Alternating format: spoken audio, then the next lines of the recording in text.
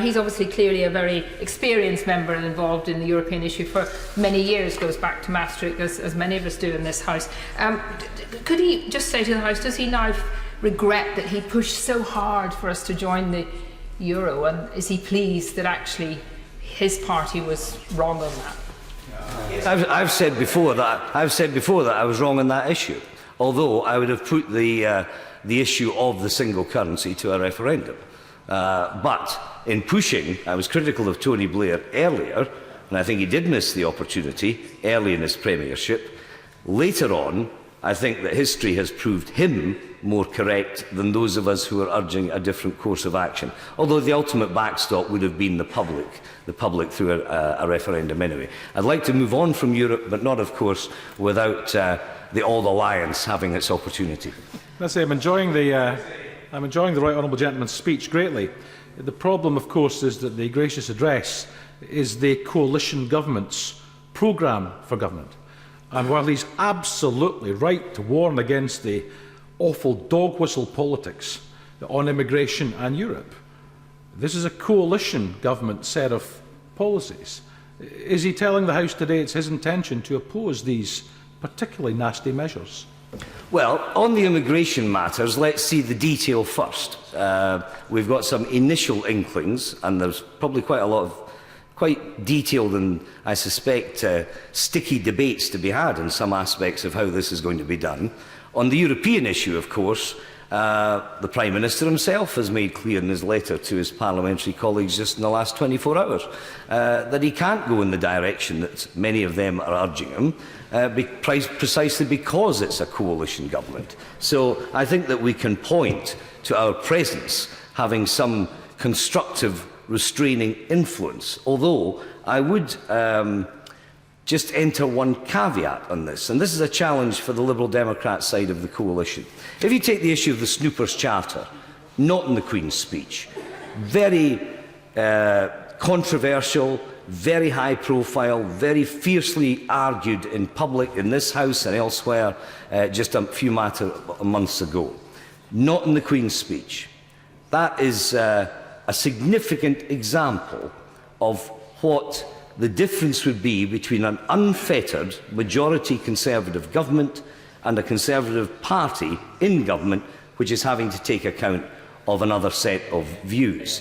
The challenge, however, for us, the other side of the same coin, is that whilst we are right to argue, and my colleagues and myself do regularly, that we can temper this, or we can prevent that, or we can perhaps improve upon the way in which the following might otherwise have been done, the bigger challenge over the next couple of years, starting with this Queen's speech, is that simply vote for us, and if you didn't, it would be still worse, is not the most persuasive yet of electioneering clarion calls. And we've got to therefore turn that into, I will just in a second of course, we've got to turn that into a more persuasive pitch, and we have 2 years in which to do it, and I'm sure we can. I give way to another occasional renegade of his. Very, very occasional. Does he not think that the appeal of the Liberal Party would be greater if they were sometimes more robust in some of the Liberal causes? For example, secret courts last year, which the Liberal Party let through, despite, I would have thought, it being completely against their traditions of over a century.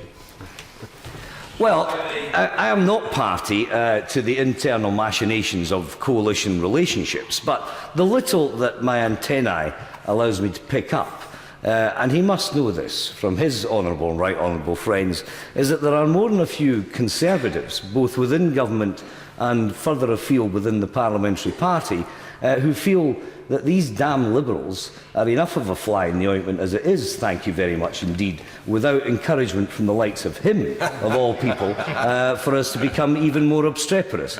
But I'm sure his front bench will have noted his constructive contribution, and I wish him well.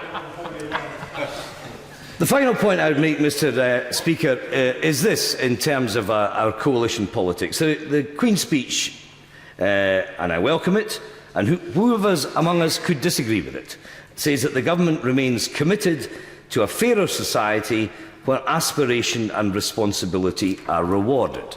D'accord. No problems there whatsoever. Earlier in the year, there were a number of us on these benches who could not give our support, and indeed went a little bit further than the honourable member for Worcestershire in our rebellion. We didn't just actually abstain, we took a few steps further in the direction of the alternative division lobby on the capping of welfare benefits. There have been others amongst us that have expressed and voted our opposition, certainly as presently constructed, to the so-called bedroom tax.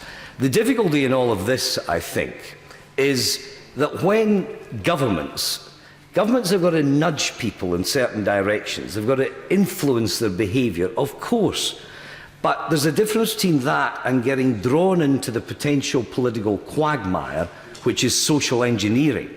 And I think that that's something, certainly, that the Lib Dem voice needs to be heard loudly about within the echelons of coalition, but equally outside in the public, that we're not losing sight in supporting aspiration by all means and responsibility both being rewarded by all means, that those aspirations can sometimes only be given adequate opportunity if the government of the day recognises its responsibility towards the social composition which it has inherited, and the fact that you can't necessarily achieve mission impossible in terms of all your desired social reforms against the demographic backdrop of difficulty which as a country we have got.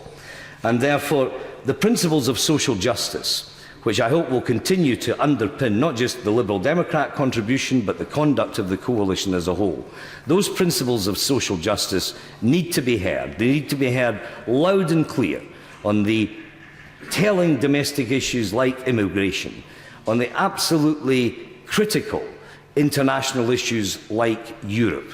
And I believe that on both those and others, our Conservative colleagues, for reasons best known to themselves, are leaving or allowing an opening gap on the market, rhetorically and in reality in British politics, to develop. It is one which, in terms of our responsibility within government, we must develop, but it is also, as I notice Labour achieving up to a glass ceiling, but it seems having difficulty getting much beyond it. It seems that our voice needs to be heard all the more on these kinds of issues, unambiguously, without any sense of retreat, without any sense of nipping and tucking and dodging and weaving. I think we're going to get too much of that from the Labour leadership over the next period on many of these vital matters. We should be quite clear, consistent and unafraid, because what we are saying, in much the same way as we said over Iraq, when many thought in this place there wasn't much of a vehicle for that, well, it was a view that needed to be heard out there. And sometimes people will respect you even if they don't necessarily agree with you on the issue of the day. So let's not be afraid. Let's give this Queen's speech our support, but let's use it as the launchpad for the next 2 vital years in British politics. Yeah.